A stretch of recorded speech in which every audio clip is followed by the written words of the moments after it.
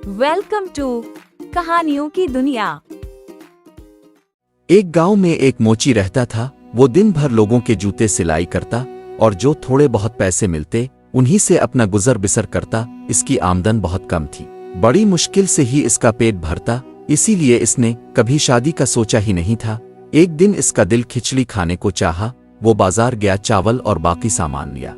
घर आकर इसने चूल्हा जलाया और खिचड़ी पकाई। खिचड़ी तैयार हुई तो उसने एक बर्तन में रख दी। फिर सोचा खिचड़ी ठंडी होने में अभी वक्त लगेगा।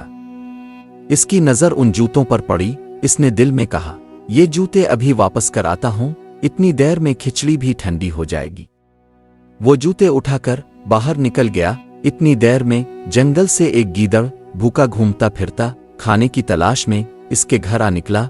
जैसे ही वो अंदर आया तो सामने एक बर्तन में ढेर सारी खिचड़ी पड़ी देखी। वो इस पर टूट पड़ा और आधा बर्तन खाली कर दिया। इसी वक्त मोची भी जल्दी जल्दी लोगों के जूते वापस करके घर पहुंच गया। जब उसने अंदर आकर देखा तो वो हैरान रह गया। इसे बड़ा गुस्सा आया। इसने फौरन घर का दरवाजा बंद किया, गीदड़ को पकड़ा और रस्सी से बांध दिया। मोची ने एक डंडा उठाया और गीदड़ की खूब मुरम्मत की। इसे इस पर बड़ा गुस्सा आया।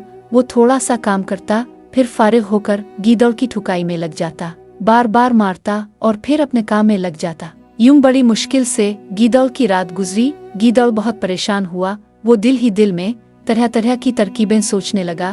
कहने लगा, खिचड़ी तो मैं खा चुका हूँ, मगर ये मोची जिस हिसाब से मुझे मार रहा है, ऐसे ही चलता रहा तो मुझे मार ही डालेगा। अब मुझे सोचना होगा कि इस मुसीबत से अपनी जान कैसे बचाऊं। सुबह मोची काम को चला गया। गीदड़ दिल ही दिल में सोचने लगा, ये भागने का अच्छा मौका है। वो तरह तरह की तरकीबें सोचने लगा। कुछ देर सोचने के बाद इसके जहन में एक तरकीब आई। वो इधर उधर घूमने लगा, अपनी पूरी ताकत से अपने आप को मरोड़ने लगा। पूरी रस्सी में जकड़कर जोर जोर से आवाजें लगाने लगा, जैसे कि दूसरी गीदड़ों को बुला रहा हो। जंगल में इसकी आवाज सुनकर बाकी गीदड़ भी चीखने लगे। उन गीदड़ों में इसका एक दोस्त भी था। इसे अचानक याद आया, मैंने भी एक दफा खिचड़ी खाई थी और बड़ी मुसीबत में पड़ मेरी भी बहुत पिटाई हुई थी। इस दोस्त ने भी जोर जोर से आवाजें लगाएं ताकि पता चल सके कि इसका दोस्त कहाँ बंधा हुआ है। जोर जोर से आवाजें लगाने के बाद इसे अंदाजा हुआ कि साथ वाले गांव में इसका दोस्त है। वो फौरन अपने दोस्त को ढूंढने गांव की तरफ चला गया।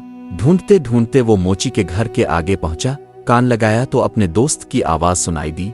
वो अंदर गया तो देखा कि इसका दोस्त रस्सी में बंधा हुआ है। वो अपने दोस्त के पास गया और पूछा, यहाँ तुम कैसे बंधे हो? इसने जवाब दिया, अपना बुरा पिन छुपाने के लिए, क्योंकि मोची की मार से वो सूज गया था।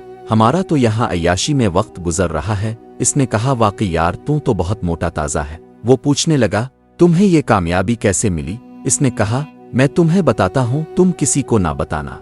रस्सियों में जकड़े हुए गीदड़ ने कहा, ये मेरा मालिक बहुत अच्छा बंदा है, बहुत शरीफ है। ये मुझे हमेशा खिलाता है, इसलिए मैं बहुत मोटा ताजा हूँ।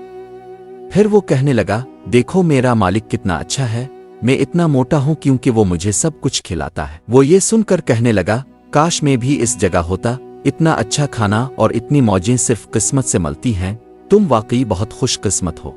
जब इसने देखा कि रस्सियों वाले गीदड़ की बातें इस पर असर कर गई हैं, तो इसने कहा, तुम मेरे दोस्त हो, मैं ये सब कुछ तुम्हें भी दे सकता हूँ। तुम ये रस्सियों को खोल दो और तुम भी मोटे ताजा हो जाओगे। गीदड़ ने इसकी रस्सियां खोल दें और उसकी जगह खुद खड़ा हो गया।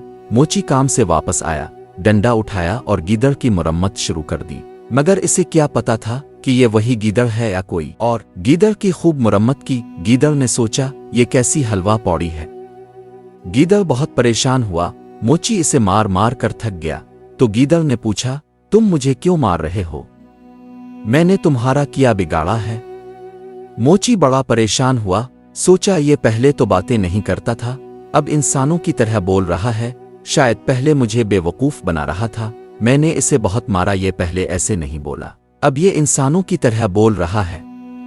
मोची ने इसे 4-5 डंडे और मारे। आखिरकार मोची ने कहा, मैं तुम्हें इसलिए मार रहा हूं कि तुमने मेरी खिचड़ी खाई है। इसी वक्त गीदड़ को पता चला कि इस बेचारे मोची की खिचड़ी इसके दोस्त ने खा ली थी।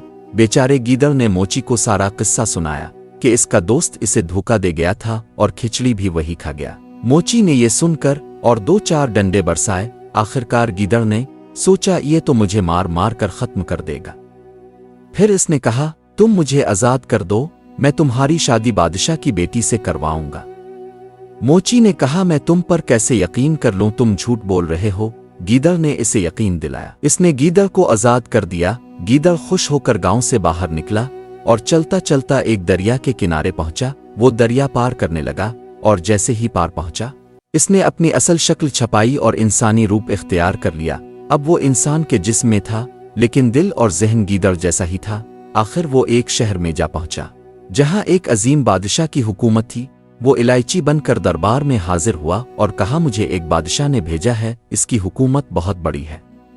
मैं आपकी बेटी का रिश्ता मांगने आया हूं। बादशाह, जो पहले से इंतजार कर रहा था मेरी बेटी की शादी किसी बादशाह से हो, वो बहुत खुश हुआ और फौरन हाँ कर दी। गीदड़ खुशी खुशी वापस चला।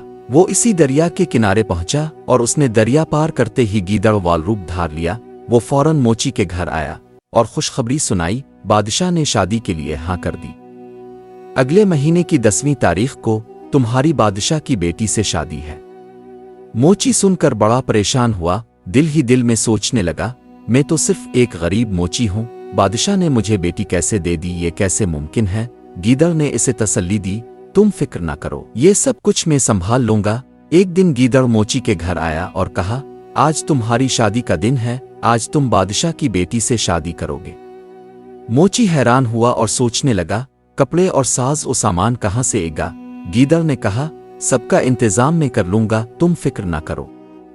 गीदड़ ने मोची से कहा, तुम मेरे पीछे पीछे चलो। गीदड़ चलते चलते इसी दरिया के किनारे पहुंचा। इसने देखा कि दरिया के किनारे एक धोबी कपड़े धो रहा है।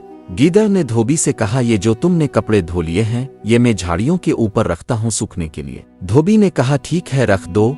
फिर गीदड़ एक सोने की मेहर लेकर एक रोई वाले के पास गया। इसे कहा, ये सोने की मेहर तुम्हारी हुई, तुम रोई के गुड्डे बनाकर दरिया के किनारे ले आओ। जब मैं बादशाह के दरबार जाऊं, तुम थोड़ी थोड़ी रोई दरिया में फेंकते रहना, बाकी काम मैं संभाल लूंगा। ये सब कुछ करके गीदड़ बादशाह के दरबार की तरफ चल पड़ा। गीदड़ ने दरिया पार किया और फिर इलायची वाला रूप धार लिया। बादशाह अपनी बेटी की शादी की मुकम्मल तैयारियां कर चुका था और छत पर खड़ा होकर बारात का राह देख रहा था। इसने उधर कपड़े सूखते हुए देखे तो इसे लगा कि बारात दरिया के इस पार पड़ाव कर गई है। मोची ने गीदड़ की हिदायत के मुताबिक धोबी से कहा, अपने कपड़े उतार लो और रोई वाला गुड्डे दरिया में फेंकने। दूर से लग रहा था जैसे दरिया में कश्तियां डूब रही हों। इधर गीदड़ इलायची का रूप धार कर दरबार के अंदर आया और बादशाह के सामने रोने धोने लगा। बादशाह ने पूछा, क्या हुआ है तुम्हें? गीदड़ ने कहा, बादशाह सलामत, बारात जब दरिया पार करने लगी तो अचानक दरिया में तूफान आ गया और सब कुछ डूब गया। बादशाह ने घबरा कर पूछा, हमारा दामाद बच्चा है, अब वो भी बह गया? गीदड़ ने जवाब दिया, बादशाह सलामत में बचा हूं और आपका दामाद भी सलामत है। बादशाह ने खुश होकर हुक्म दिया, जाओ हमारे दामाद को बादशाही प्रोटोकॉल के साथ दरबार में ले आओ। शादी की तमाम तैयारियां मुकम्मल हैं, आज उनकी शादी होगी।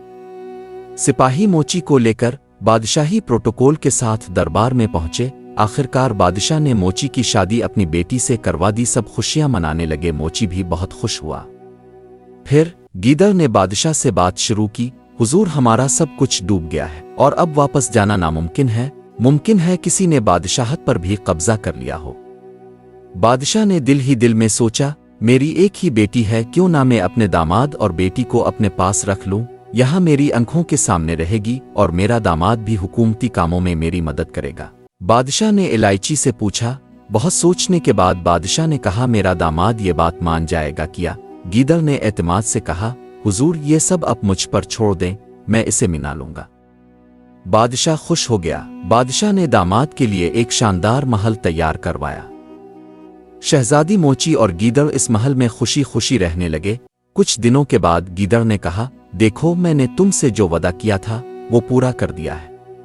अब मैं चलता हूं। वो अपने दोस्तों के पास वापस लौट गया।